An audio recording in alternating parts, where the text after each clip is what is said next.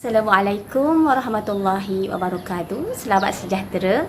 Hari ini saya berada di Pusat Sumber Asy-Syafi'i SK Kampung Pendama.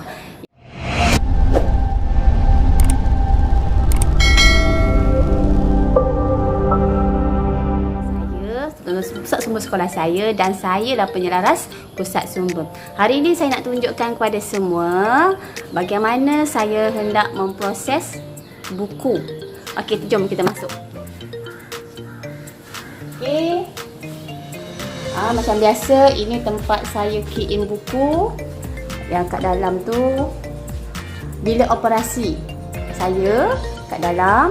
Okey, bila tengok belakang sini, ini adalah sudut-sudut pameran. Tak apa siap lagi lah. Ya, sudut-sudut pameran. Dan di hujung sekali itu adalah bilik APD. Okey.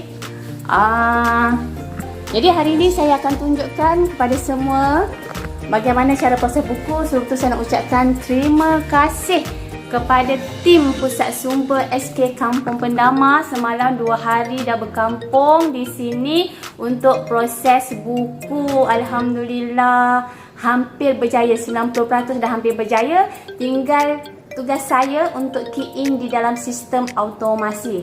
Terima kasih kepada tim PSS. Okey, terlihat di sini manakala tim PSS saya sangat-sangatlah membantu saya memproses buku. Kalau saya proses sendiri, saya tak tahulah berapa tahun nak siap. Ya, banyak proses dia, ya, prosedur dia. Jadi saya akan tunjukkan satu persatu kepada semua. Ya, ini adalah yang asas lah.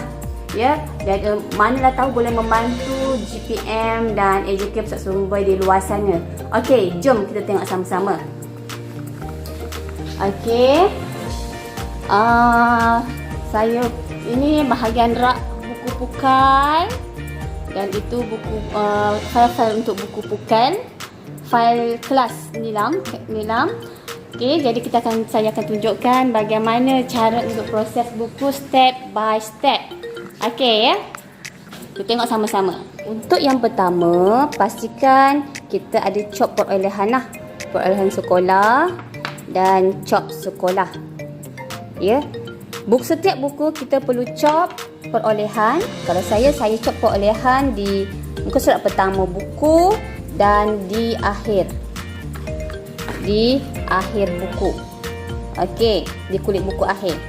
Okey, kemudian cop sekolah saya cop di 3 tempat, iaitu di awal, lepas tu di tengah tu ada muka surat rahsia lah. Setiap sekolah ada muka surat rahsia, dan di belakang. Ya. Okey. Ini untuk cop sekolah dan cop perolehan. Step kedua, kita letak nombor kelas mengikut pengelasan Dewi. Ini saya punya orang kata acuan lah. Ya, senang nak ukur. Dah lunyai dah saya punya. Okey, kita letak di sini. Di sini. Dan kita letak stiker putih. Letak stiker putih. Ya, asalnya kosong. Letak stiker putih ini. Ya, satu letak di sini ikut dia punya ukuran yang telah ditetapkan. Ya. Kemudian kita letak nombor kelas. Sebab contoh yang kat sini nombor kelas dia 899.2. Mana kita dapat nombor ini? Biasanya dalam buku baru, setiap buku baru dia dah diletak siap-siap dah nombor kelas dia. Contohnya nombor kelas di sini. Jadi daripada 0 hingga 900 mengikut pengelasan Dewi. Ya, ini rujukan saya, pengelasan Dewi. 00 karya am, ya, 100 hingga 119 falsafah, 200 agama, 300 sains kemasyarakatan, 400 bahasa, 500 sains, 600 teknologi, 700 kesenian, 800 kesusasteraan, dan 900 geografi dan sejarah am. Jadi buku ini penulis penerbit dah sediakan. Dia kita tinggal ambil saja. Kalau saya ambil sampai poin yang pertama sajalah, 899.2. Maknanya 800 ini adalah kesusasteraan. Jadi kita catat di hadapan sini. 899.2. Bawahnya kita hendaklah letak 3 huruf pertama nama penulis. Ya, nama penulis, contohnya nama penulis di sini adalah Nur Azizul Harun dan Umar Veliseli ni. Kita ambil seorang sahajalah. Yang pertama Nur. Jadi nombor kelas dia 899.2 Nur. Ya, okey. Kemudian selepas kita dah tampal ini, ya, macam saya nak memudahkan murid-murid saya menyusun di dalam rak, ya, saya letak stiker mengikut pengelasan Dewi. Jom kita lihat pengelasan Dewi. Ini bahagian section pengelasan Dewi. Semalam kawan tim PSS dah buat. Ya, saya dah standby stiker, setiap stiker. Rujukan untuk setiap stiker itu, ya, ini dia. Janji faham lah kan. Okey, ya, saya dah tetapkan 100 sampai 900 warnanya yang berbeza. Okey, jadi kita lihat yang mana yang telah dibuat. Okey, contohnya ini. Dan saya sediakan satu acuan yang mudah untuk biar sama semua buku. Ini acuan yang simple sahaja, di mana setiap buku diukur siap-siap.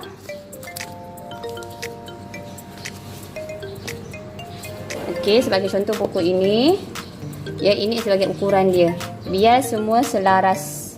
Ya, dia punya ketinggian untuk letak stiker pengelasan Dewi. Okey, mengikut warna lah. Kalau sains, saya sains warna kuning. Ini antara sahabat saya yang telah siapkan. Ya. Okey, untuk yang terakhir perlu letakkan slip tarikh dipulangkan. Ini slip dia. Perlu letaklah. Ya, perlu letak. Yang mudah untuk murid-murid bila pinjam dia tahu tarikh pulang. Bila kapal tarikh pulang ke semula, tarikh pulang semula ke pusat sumber. Okey, dan step akhir sekali sahabat saya menulis siap-siap bahagian ini. Ya, nombor kelas dalam cepolehan tu, nombor kelas itu yang berada di hadapan ini, dan tarikh serta tanda tangan. Ya, dua-dua chalk di depan dan di belakang. Okey.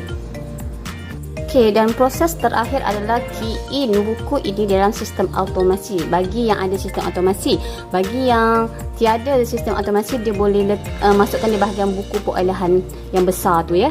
Okey, ya. Antara yang perlu dimasukkan dalam sistem automasi ini ada ini. Setiap buku perlu letak nombor perolehan. Lepas tu nama pengarang, judul, nombor panggilan. Ya, agak rumit jugalah. Semua ini perlu diisi. Mana yang ada. Ya, perolehan, tarikh bila perolehan, invoice, harga buku dan kedudukan semualah lokasi ini. Ya, alhamdulillah sahabat-sahabat saya telah memudahkan kerja saya dan saya tinggal key in sahaja ke dalam sistem automasi. Selepas selesai, kita susun buku baru ke rak yang telah ditetapkan. Okey, itu sahaja penerangan saya yang ringkas tentang proses buku. Jadi, selamat proses buku. Ya, biasalah inilah kerja-kerja guru Pusat dan Media. Ya, sentiasa bergelumang dengan buku, ya, proses buku dan macam-macam lah. Okey, saya nak sambung untuk key in buku. Kita jumpa lagi. Ilal liqa, ma'assalamah. Bye-bye.